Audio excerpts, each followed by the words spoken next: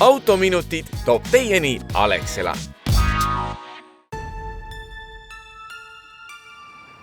Ideaalsed rehvid on karmide talveilmadega hädavajalikud, sest neist sõltub nii sinu kui kaasliiklejate ohutus. Suvel ei pöörata rehvide valikule suuremat tähtsust, sest sõidutingimused on enamasti head ja libedus tekib vaid suuremate vihmasadudega. Kindlasti ei tohi suviseid teeolusid alahinnata, sest kulunud rehv ja märg teekate on väga ohtlik kombinatsioon. Ülehomsest võib vahetada talverehvid suverehvide vastu, et millal on mõistlik talverehvid suverehvide vastu vahetada?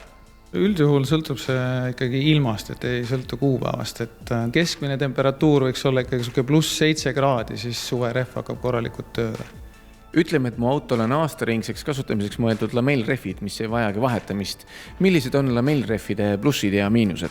Kuna me räägime rehvidest, siis ikkagi ohutus on number 1, eks ju meil, ja lamellrehviga on lihtsalt pidurdusmaa ikkagi tunduvalt pikem kui suverehviga. Nii et lamellrehvi puhul siis, kui võtame näiteks ühe näite pidurdusmaa asfaldil, 16 kraadi on väljas sooja, tundub kõik on väga okei ja rehv peaks pidama väga hästi, aga siis suverehvi ja lamellrehvi pidurdusteekond 100 kilomeetrist nullini on 5 meetrit on pidurdusteekonna nagu vahe ja suverehvidega on pidurdusmaa siis tunduvalt lühem, et ikkagi see on siis lamellrehvi puhul miinus ja pluss on siis see, et te lihtsalt säästate ühe vahetuskorra. Ilmselt paljud vaatavad üllatusega oma eelmise aasta suverehve ja mõtlevad, et äkki sõidaks ühe suve veel ära. Millist ohtu kujutab vähese mustriga suverehv? Seadusega on lubatud 1,6 millimeetrit.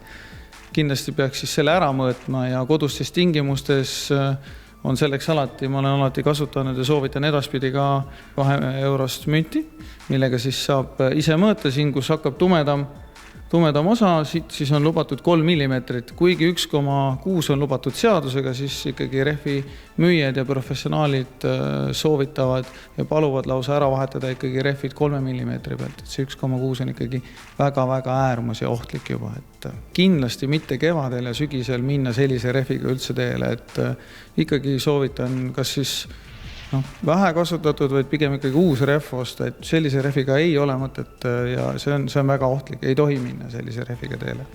Millist ohtu see rehv liikluses kujutab sõitjale, liiklejatele? Kõige suurem oht on ikkagi vesiliule, et kui väljas on märg, siis see on tõsiselt ohtlik ja libe, et riskita oma eluga, et seda me kindlasti ei taha. Rehvide brände on väga palju, kuidas nende seas orienteeruda? Kindlasti täna siis soovitan number 1 jälgida siis labelingi, seda nimetatakse labelingiks ja siin on siis välja toodud põhiasjad, mida soovitan jälgida. Ja number 1 meil turvalisus on siis pidurdamine märjale. Ehk siis kõige olulisem näitaja selle labeli peal on selline rehv ja vihmapilv. Mida parem näitaja on, seda lühem on pidurdusmaa, ehk siis paremus hakkab A-st. Et kui on A tähisega, siis järelikult see rehv on väga hea märjal asfaldil pidurdamine.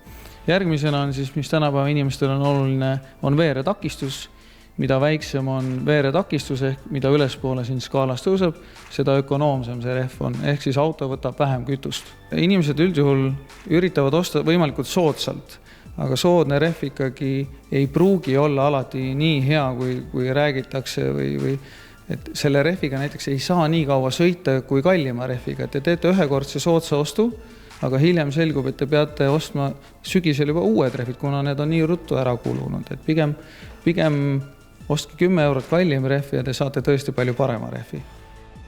Seadus lubab suverehvidega sõita juba 1. märtsist, kuid heitlike Eesti ilmade puhul jälgi esmalt temperatuuri. Kui väljas on püsivalt üle 7 soojakraadi, siis võib suverehvid alla panna. Kui kraade on vähem, jätka lamell- või naastrehvidega sõitu. Ära ei tohi aga unustada, et naastrehvide tagumine kasutusaeg on 1. mai ja väärkasutuse eest võib saada trahvi. Olge siis uute rehvide valikul hoolsad ja hinnake kriitiliselt autorehvi mustri kulumisastet. Kui muster on nigel, siis ärge oodake, tõtake kohe uut ostma. Või nagu ütleb üks vanasõna, meest hindab kingade ja autorehvi mustri järgi. Kohtumiseni järgmisel nädalal. Autominutid toob teieni Alexela.